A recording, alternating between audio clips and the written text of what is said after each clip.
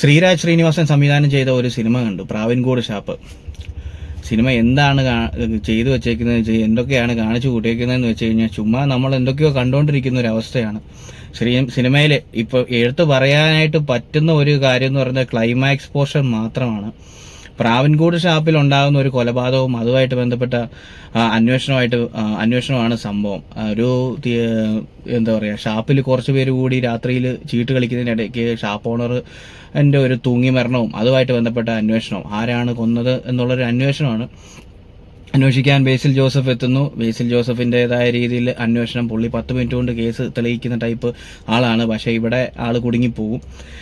അവസാനം കേസ് എങ്ങും എത്താതെ പുള്ളിക്കാരൻ കറങ്ങി ഒരു ബന്ധമില്ലാത്ത രീതിയിൽ അങ്ങോട്ടും ഇങ്ങോട്ടും ഇട്ട് നമ്മളെ ഇട്ട് കറക്കുന്ന ഒരു പരിപാടിയായിട്ടാണ് സിനിമ കണ്ടപ്പോൾ തോന്നിയത്. സിനിമയിൽ ഫസ്റ്റ് ഹാഫ് കഴിഞ്ഞു, സെക്കൻഡ് ഹാഫ് അങ്ങനെ അങ്ങ് പോയി. എവിടെയെങ്കിലും ഒന്ന് അപ്പാവുമെന്ന് വിചാരിച്ചു, ആയില്ല. ക്ലൈമാക്സ് ആയപ്പോഴത്തേക്കും ആ കൊലപാതകം എങ്ങനെയാണ് സംഭവിച്ചത്, ആര് കൊന്നു എന്നുള്ള ആ ഒരു പോർഷൻ കൊള്ളാമായിരുന്നു. നീറ്റായിട്ട് എടുത്തിട്ടുണ്ട്. അത് നീറ്റായിട്ട് എടുത്തിട്ട് ഏറ്റവും അവസാനം കൺക്ലൂഡ് ചെയ്യേണ്ടിടത്ത് ഒരുമാതിരി മനുഷ്യനെ പൊട്ടനാക്കുന്ന പരിപാടിയായിപ്പോയി സിനിമ. കൺക്ലൂഷൻ വളരെ മോശം. ബേസിലിൻ്റെ ഭാഗം ടൈം ഔട്ടെന്നും പറഞ്ഞ് ലാസ്റ്റ് ഡയലോഗും കഴിഞ്ഞ് സിനിമ കഴിയുമ്പോൾ അങ്ങോട്ടും ഇങ്ങോട്ടും അടുത്തിരിക്കുന്നവരെ അങ്ങോട്ടും ഇങ്ങോട്ടും നോക്കിയിട്ട് ഇപ്പോൾ എന്താ സംഭവിച്ചതെന്ന് പറയുന്ന ഒരവസ്ഥയിലേക്ക് പോയി. ബേസിൽ ജോസഫ് ബേസിലിൻ്റെതായ രീതിയിൽ കാര്യങ്ങൾ സെറ്റ് ചെയ്തിട്ടുണ്ട്. പക്ഷേ സിനിമ എന്ന് പറയുമ്പോൾ അത് നമ്മളെ പിടിച്ചിരുത്തേണ്ട ഒരു കാര്യമാണ്. പിടിച്ചിരുത്താൻ പറ്റിയിട്ടില്ല. തുടക്കം മുതൽ ഷാപ്പിൻ്റെ അകത്തെ കാര്യങ്ങളും മറ്റുമായിട്ട് പോയ സിനിമ, അവിടെ നിന്ന് ഇറങ്ങി പിന്നീട് ആ ഒരു ചുറ്റുപാടിൽ കുറേ കാര്യങ്ങൾ സംഭവിക്കുന്നുണ്ട്. പക്ഷേ ഒരു കണക്ഷൻ ഇല്ലാത്ത രീതിയിലേക്കായിപ്പോയി സിനിമ. അൻവർ റഷീദ് പ്രൊഡ്യൂസ് ചെയ്ത് ഷൈജു ഖാലിദിൻ്റെ DOP, അങ്ങനെ കുറച്ച് കാര്യങ്ങളൊക്കെ ഉണ്ട്. അങ്ങനെ പ്രമുഖരായിട്ടുള്ള ആൾക്കാരൊക്കെ ഉള്ള ഈ ഒരു ചിത്രത്തിൽ സൗബിൻ ഷാഹിറിൻ്റെ പ്രകടനമുണ്ട്.